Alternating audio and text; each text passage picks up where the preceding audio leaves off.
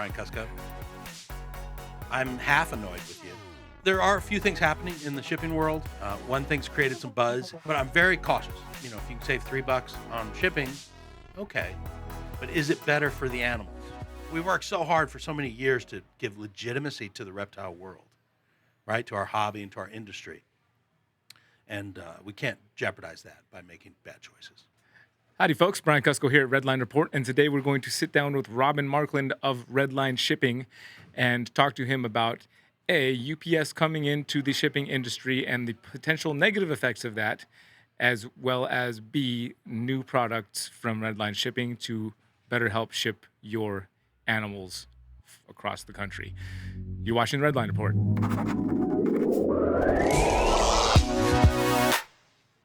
Rob, so I know you recently did like your best interview ever, like the best interview that anybody's ever done anywhere That was the report. in the history of the internet.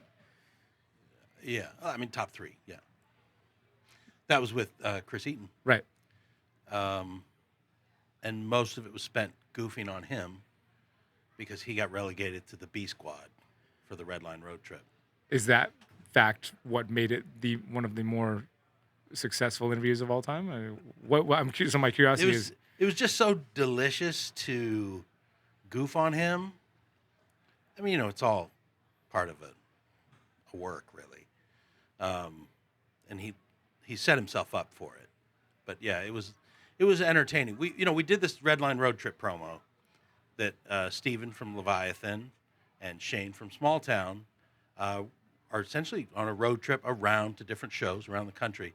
And the primary focus was getting up to Toronto for the CRBE show.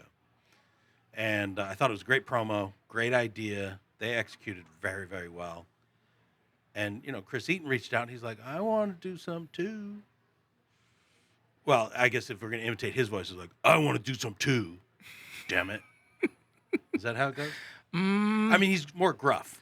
He's not sweet and more sounding. Jersey or something. I don't know. Yeah, I don't do a Jersey thing. But, yeah, so he was like, I want to participate too. And I was like, well, I mean, we don't have a budget for that. I'm kind of fresh out of ideas to add to it. Maybe you could, like, you know, be a B squad. Also ran kind of a deal, which he jumped at. He embraced. And then it just opened up the opportunity to just, yeah. Everything was just C-level execution in supporting him, which was hilarious. So, yeah, we did an interview. He was complaining. He wanted more funding for his part of the trip. So I offered $15. That was... Seems appropriate for the 15 minutes of lame, the $15 for the lame squad. Super appropriate. Not to him. Do you think he's going to be okay? He'll get over it. Okay. Yeah. You sure? Yeah. I mean, you Good. know. I'm glad you're confident in that. The disappointment, you know, could cost him an arm and a leg, but you never know. He'll get over it. Gosh. I shouldn't be laughing at that. I should not be laughing. I'm a bad person. Yeah, I'm a worse person for making the joke. Well, speaking of getting... We should have hopped around that one. Yeah, speaking of... Yeah. Well, let's just... we're supposed to... Oh, my God. No, I'm not going to say anything. I thought lots of things. We love Chris. I'm keeping them all... Yeah, I do love Chris. Chris is awesome. Yeah. And therefore, I'm going to not say anything else until I'm sitting in front of him and I can say these things to his face, which will be soon. Yeah, hopefully it's Tinley. Yeah. So let's talk about these new boxes. New boxes. Yeah. Yeah. For, you know, folks in the shipping business or shipping nerds, it's kind of exciting. We do have new boxes, new box art. The boxes are the same, but I added some art to them. Really common sense kind of a thing. I was looking at the box because that's what I do, deal with boxes. And I thought, you know, the flaps on the box are plain. It's just plain white. I thought there's an opportunity for graphics or branding or something there. And I thought the most common sense thing to put would be guidelines.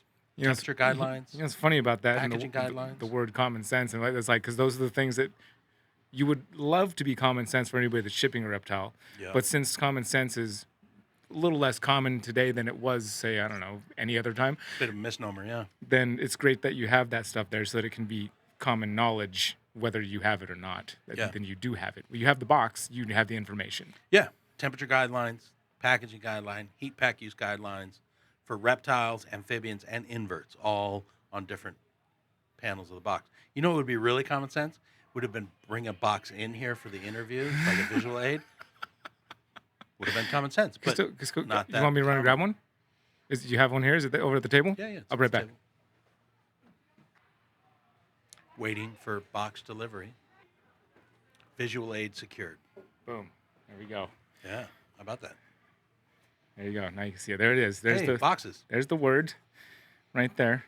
Yeah, so these are our new style of boxes with the guidelines and such printed right on the box.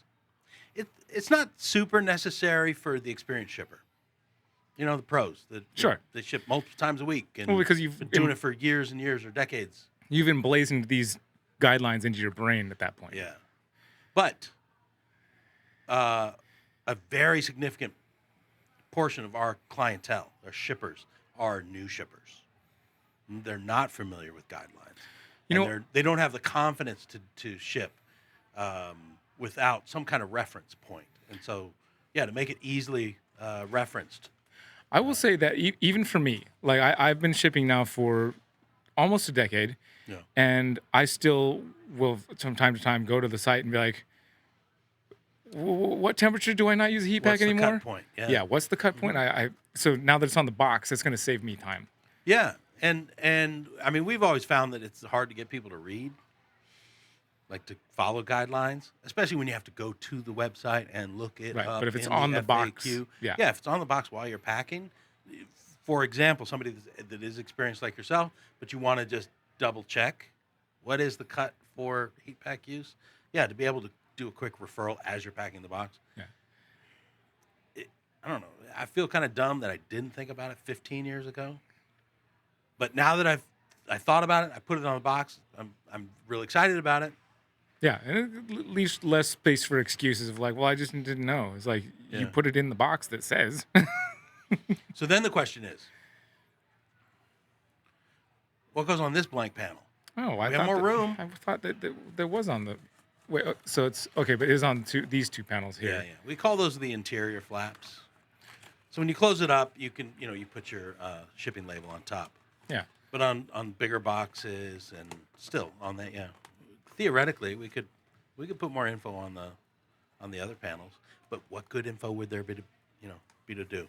Well, Maybe some cool lyrics of songs so you could sing while you're packing your box. I've been working right on up it your all alley. day in Yeah. the very merry month of May, or maybe like the whistle while you work. Yeah. So a little bit of insight, Brian Cusco. I'm half annoyed with you. Only half. I'm not working hard enough. Well, because I got to give you some kind of credit. But you came out to the Denver show, and you stayed at my house. Yeah. Thank Nice you. house guest, yeah. And then you sat in my living room and played guitar and sang some songs. Great. And then my wife said, "Why can't you do that?" Super annoying. I don't know why you're setting such expectations. See, I She thought do. it was very sweet. She really, really enjoyed it. She's like, "Why can't you do that?" I do want to apologize geez. because one of my things that I usually try to do when I'm in like group text or anything like that, I try to set expectations fairly low, so that I don't have to like do too crazy. But I've already, as you can tell with like the rig sitting around here, I set expectations for myself too high sometimes. And next thing I know, I'm carrying hundreds of pounds of equipment through the airport every time I travel. But that's just what Yeah, happens. let's not digress. Let's not change the subject just yet. He not only brought a guitar to my house to play, it was a 12-string guitar. So even more melodic and harmonic. Yeah, well, that was Yeah. Jason Bigler. You can thank him for that. Yeah, thanks, Jason.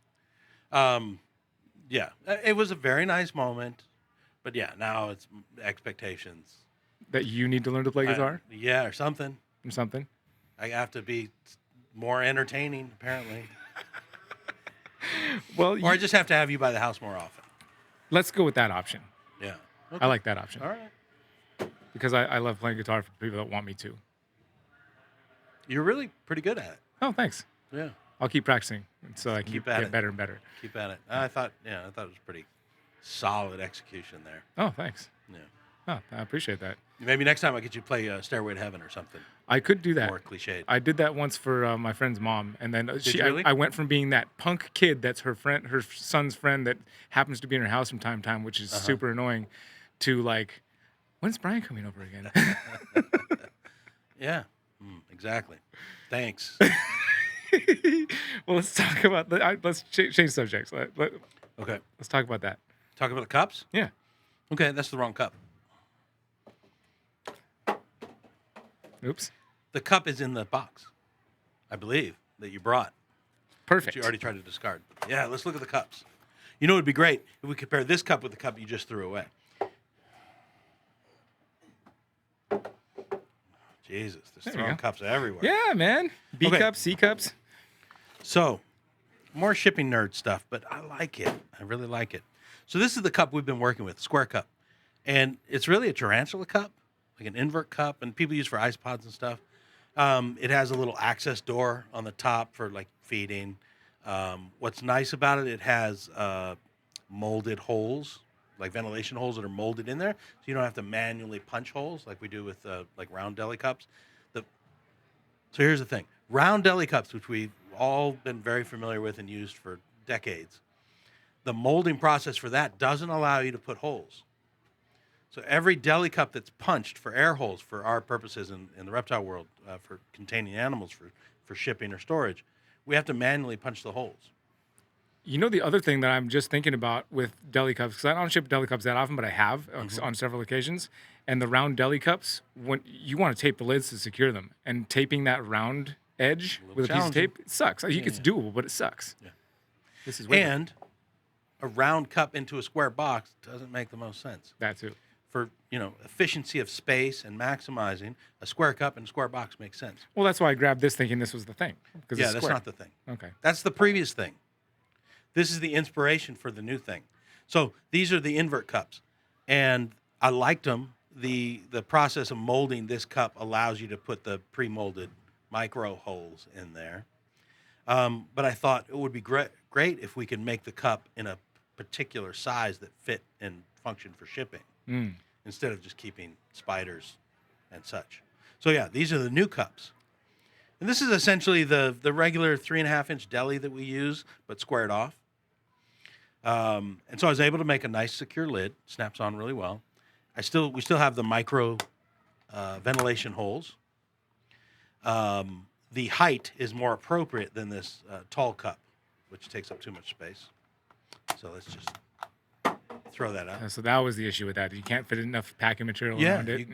You can't fit enough cups in the box. So I made this one specifically, the width of it specifically, so it fits in the 666 box, which is very common. It also fits in the 776 box, and in fact, you can fit 3 of these cups into the 776 box perfectly, and that's because we did adjust the specific height of the cup to maximize the space in the box. So in the 776 box, which is probably the most common shipping box we use, you can put 3 of these stacked up in the box and fit a face pack next to it. Nice. Now, in a small box, let me just say, in the small box, I don't suggest using a heat pack. Right. Because it's like if you put the heat pack right next to it, you're affecting, it's too close to the animals themselves. Yeah, I personally don't put a heat pack in anything smaller than 12 by 9 by 6. Exactly. We suggest if you need to use a heat pack for a shipment, it's in wintertime, whatever, the temperatures, if you refer to the box printing and a guideline tells you to use a heat pack in colder temperatures, I'd suggest using a 1296 box. But the face pack doesn't produce its own heat or its own cold. And so, yeah, you can use a face pack safely. But to be able to get 3 deli cups in a 776 box along with a face pack, I think it's actually a tremendous. And then you could put fit. 6 of these into a 12 by 9 by 6 easily, I imagine, right? Yeah. And this is just number 1. So I have another square cup coming in another 2 weeks or so. That's slightly bigger. It's essentially the 6-inch deli squared off, and that one will fit perfectly in the 1296 box. Okay. So these would be good for like ball python babies and such, but like juvies and stuff that aren't going to fit in this, I've got another cup coming. It's probably been a year producing this stuff. It's always interesting how long manufacturing takes. Yeah, no doubt. Yeah, the mold for this is like 10 grand. Right. So it's a bit of a bite. And Totally. then you can't order 500 of them. You can order 50,000 of them. Yes. So yeah, overall the project is actually a pretty significant investment, but I think the demand and appeal for a new cup the potential was there. So we're willing to do that and do, in 2 different sizes. So the first one's just arrived. Have them on the site available for sale next week in normal quantities. You don't have to buy 50,000. Right? Yeah, that's good. And then the slightly larger size, it's about 2 weeks out. So I'm excited. Again, it's just shipping nerd kind of stuff. Sure. But in my segment of the business, safe transport of the live animals we work so hard to produce, these kind of things are important. Totally. And, a lot of people use reptile bags to ship stuff, very common. But when you have multiple animals in a box, or say different sized animals, different weights, when you use a deli cup, you get so much more structural support. Right. So the animals don't smother each other. Totally. Or maybe they're more delicate, baby chameleons. Right. Or, That's things like that. It's harder to ship chameleon in a bag because they're a more fragile animal, but in a cup that gives them some kind of security against, squashing or crushing. That's where those can also come in super handy. So, yeah, it's still a clear deli cup, but I'm excited about it. Yeah, it's awesome, man. Yeah. I like it too. Yeah. I don't know. That was pretty good length for the video, but if you wanted to talk about the UPS thing at all, you could do that if you Sure, wanted to we in can the talk same about video. Yeah. Still have our deli cups on display. Yeah, definitely. Yeah. So there are a few things happening in the shipping world, in our industry. One thing's created some buzz is UPS pushing back into the reptile world on shipping. I'm monitoring that and following it. Redline Shipping, we're a FedEx service. We provide service through the FedEx system. But I actually started my career in the reptile world. We shipped UPS first. And like in the 90s and 2000s, we were a UPS shipper. And there wasn't as much structure and support back then as there is today. And so it was a little more Wild Westy, but we had a UPS account. We shipped UPS. They did have a specific term of service that said no snakes. But if you're shipping enough and giving them enough money and business, they will make an exception for you. So we had a snake exception as a specific breeder, right? As an individual breeder. So we shipped plenty of snakes with UPS. But when we started doing the third-party model, which at the time was Ship Your Reptiles, they did not support that. If you wanted to do individual account shipping snakes, they were cool with it. As a third-party model, they did not support that, whereas FedEx did. That's why we transitioned and became FedEx service. And after a solid decade of showing how much business there is to be had, UPS is, I don't know, somebody woke up over there and said, oh, we should try and go after this reptile business for shipping. So they've been pushing hard to win reptile shipping business over. That's fine. They're very aggressive about discounts. They're very aggressive about services. They're offering UPS store locations as options for pickup and delivery, drop-off locations as well, which is a bit more generous than FedEx is offering. FedEx, like the FedEx office locations, don't allow for pickup or drop-off of live reptiles. But I'm very cautious. In the end, if you can save $3 on shipping, okay. But is it better for the animals? Has to be the first concern, right? I don't want to be reckless about what we're doing and the choices we're making if it's going to be detrimental to the safety and transport of the animals themselves. That's not worth it. So I'm still in the you got to convince me phase of the UPS thing. Some folks have switched over and have started using UPS, but they don't have my confidence yet. They're trying. They're courting us very hard. But they don't have the same infrastructure that FedEx does as far as a live animal desk, certification process, specific standards that are followed. And I'm encouraging them to find those things. But like when it comes for packaging, FedEx is very specific. The strength of the cardboard box is specified. 3/4 inch insulation is specified. There's packaging guidelines, there's temperature guidelines. The UPS, I saw their standards, and it was just like the reptile has to be shipped in a sufficiently strong box. Sufficiently is very That doesn't mean erroneous. anything. It doesn't mean anything, and it should be shipped in appropriate weather. That doesn't mean anything, and I'm scared of that. If you're just going to encourage folks to start shipping with your service, but you don't give them standards that are going to give us best chance of success on safe, reliable transport of live animals. If we're shipping deli cups, who cares if it's a day late, or if it gets rerouted through Indy, or it goes to California instead of Florida, and we got to reroute it and send it, back to Florida. Okay, it's still deli cups; they'll arrive fine. Yeah, but if you put an animal in the deli cup, but if there's an animal in there, I don't have the willingness to delay things a day, much less a week, because of the animal's well-being. And so I need better standards than that. And I don't want to see people shipping when it's too hot or when it's too cold, because they're not giving the supportive guidelines on how to properly do that. So I'm hoping UPS can come stronger with guidelines. Certainly if they, adopted the Redline shipping standards, that would be a great start.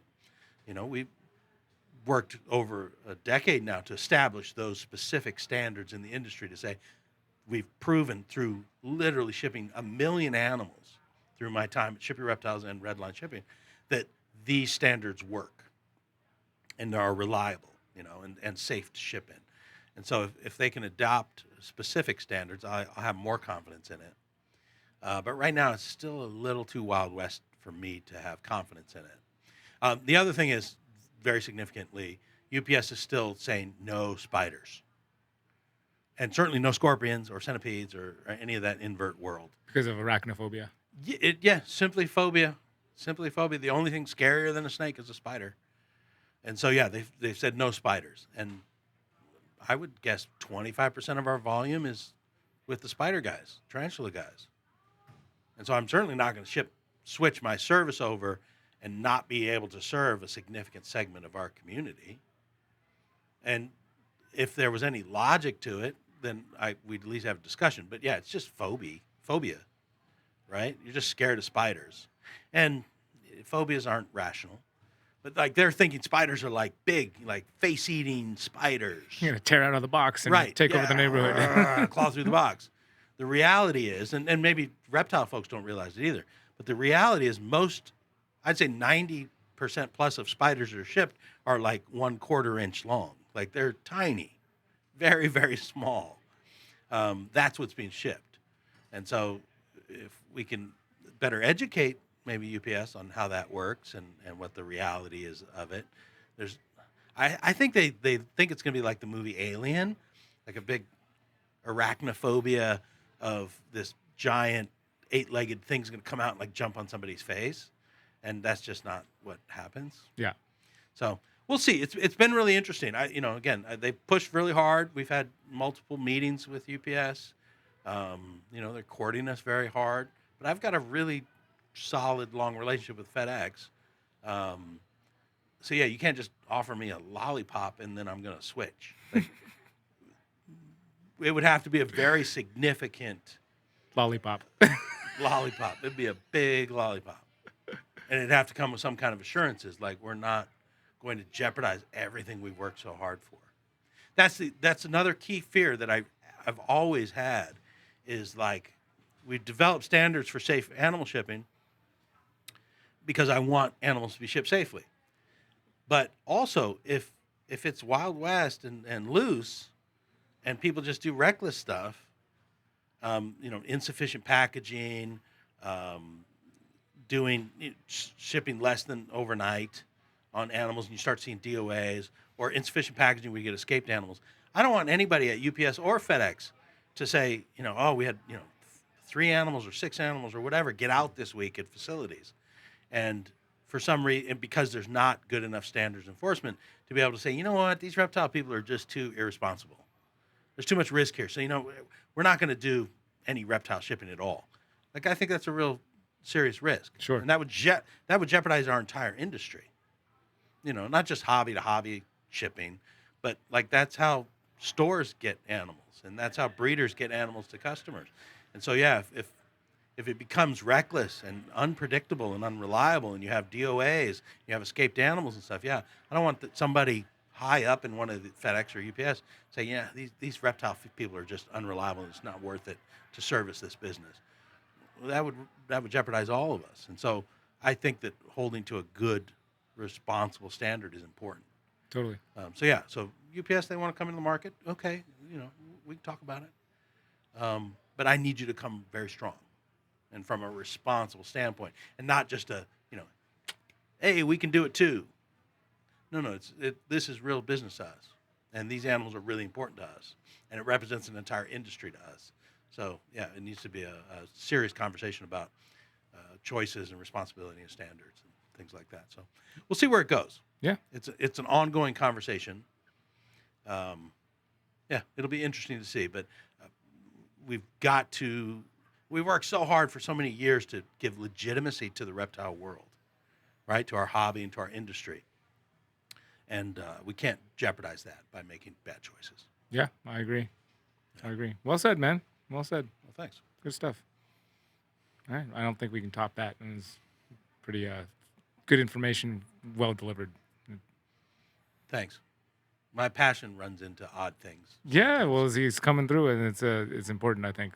And I think that was possibly better than your best delivery of information on a podcast or video ever. So. You think this is the best interview ever? Yeah, I'd say so. Oh my gosh. Up in the standard every time. Yeah, every time, man. You better be careful with that. Your wife's going to be expecting. I guess that relegates Chris Eaton to the B squad on interviews as well.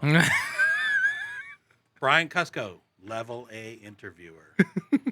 Chris Eaton, B squad. Chris B. Eaton that. Sorry. Yeah. No, I mean, if you really look at it fairly, Brian Cusco versus Chris Eaton, I think you got a leg up on him. Oh my gosh, I have to go. All right, so potentially the best interview that Robyn has ever done anywhere, maybe. I'm looking forward to sitting down finally with face-to-face with Chris Eaton on an upcoming interview. If Chris is hopefully in Tinley Park Lab, I'm hoping he's going to be. It's been years since we've been able to sit down face-to-face. I'm really looking forward to doing that. So look for that coming up on the channel in the very near future. Every Tuesday here on the Redline Report. Until then, y'all take care. that was a good ending right there.